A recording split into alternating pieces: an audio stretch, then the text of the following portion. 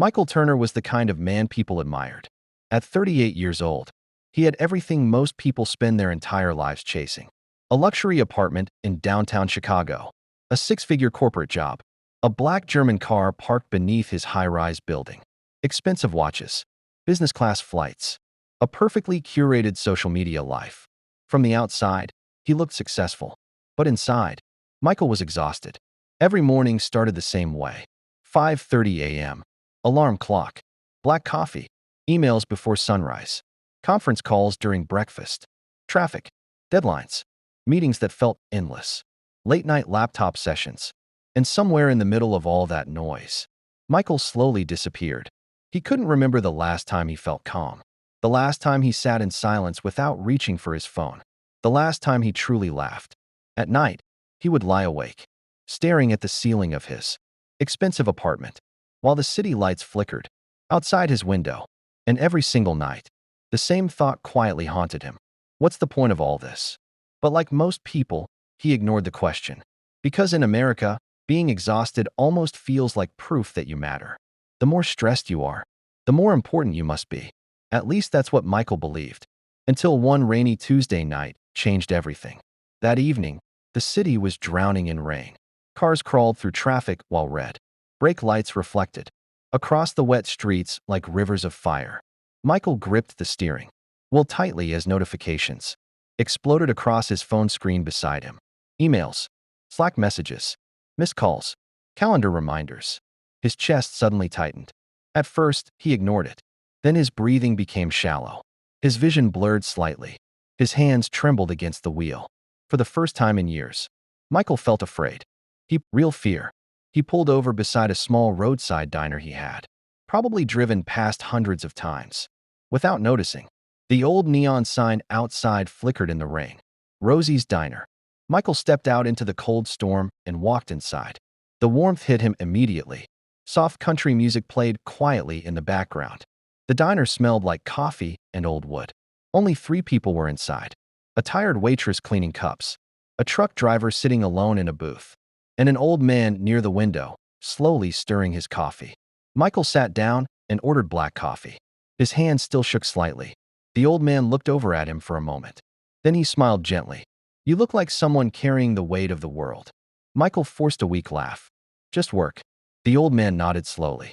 "Funny thing about work," he said. "It starts as a way to build a life. And one day you realize it became your whole life." Michael looked up. Something about the way the man spoke felt strangely calming. Not dramatic, not motivational, just honest. The old man took another sip of coffee while rain tapped softly against the windows. "When I was younger," he continued, "I thought peace would come after success." Michael stayed silent. But I was wrong. The diner grew quiet. "Peace doesn't come when life finally stops being hard," the old man said softly. "It comes when you stop fighting yourself." Michael frowned slightly. "I don't even know what that means." The old man smiled. "Most people don't." Then he asked Michael a question. "When was the last time you sat in complete silence, without needing distraction?" Michael instinctively reached for his phone. The old man noticed immediately and smiled again. "That long, huh?" For some reason, Michael suddenly felt exposed, like someone had looked directly into the part of him he kept hidden from everyone. The tired part, the lonely part, the part that constantly needed noise because silence felt uncomfortable. The old man introduced himself as Walter. He had spent 40 years working as a school teacher. Not rich, not famous, not powerful, but there was something peaceful about him. Something steady, like life no longer rushed through him. And for reasons Michael couldn't explain, he started talking, really talking, about stress, about pressure, about constantly feeling behind even when he was successful, about how every achievement felt empty after a few days. Walter listened quietly. Then he said something Michael would never forget. "Your mind has become a machine that only knows how to chase. And anything that only knows how to chase eventually collapses." Michael stared down at his coffee, because deep inside, he knew it was true. Walter pointed toward the storm outside the window. "See that rain?" he asked. "Most people think peace means controlling the storm." He paused. "But peace is realizing you are not the storm." For a moment, neither of them spoke. And strangely, Michael felt his breathing begin to slow down. Before leaving, Walter pulled out a napkin and wrote 3 sentences on it. He slid it across the table. Michael looked down. Sit in silence for 10 minutes every day. Stop measuring your worth by productivity. Call the people you love before it's too late. Michael almost laughed. That's it. Walter smiled gently. That's the beginning. Then the old man slowly stood up and put on his coat. But before walking out into the rain, he turned back one last time and said something Michael would carry for the rest of his life. Son, one day your job will replace you in a week. He looked directly into Michael's eyes. But the people who love you will feel your absence for the rest of their lives. Then Walter walked out into the storm and disappeared into the night. That conversation changed Michael. Not overnight. Real change never happens overnight. But slowly, his life began to shift.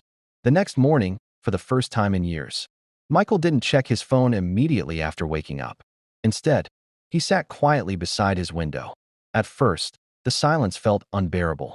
His brain screamed for distraction. Notifications, music, videos, anything. But day after day, the silence became less frightening and more peaceful. He started taking walks without headphones. He stopped answering emails after dinner. He began calling his mother again just to talk. He spent Sundays away from screens. And little by little, Michael started feeling something he hadn't felt in years. Presence. Real presence. Months later, one evening, Michael sat alone beside Lake Michigan watching the sunset paint the sky orange and gold. No phone in his hand. No anxiety about tomorrow. No pressure to prove anything. Just breathing. Just existing. And for the first time in a very long time, Michael felt enough. Years later, people would ask him what the happiest moment of his life had been. Getting promoted? Buying his dream car? Making more money? Michael would simply smile and say, no. Then he'd pause for a moment.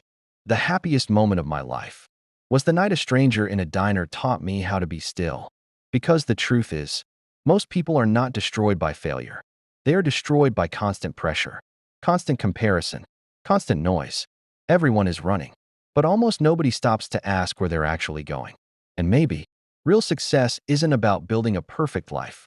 Maybe it's about building a peaceful mind. Because in the end, the world rewards busy people, but the soul rewards peaceful ones. And the people who truly win in life are not the ones who move the fastest. They are the ones who learn how to live before life passes them by.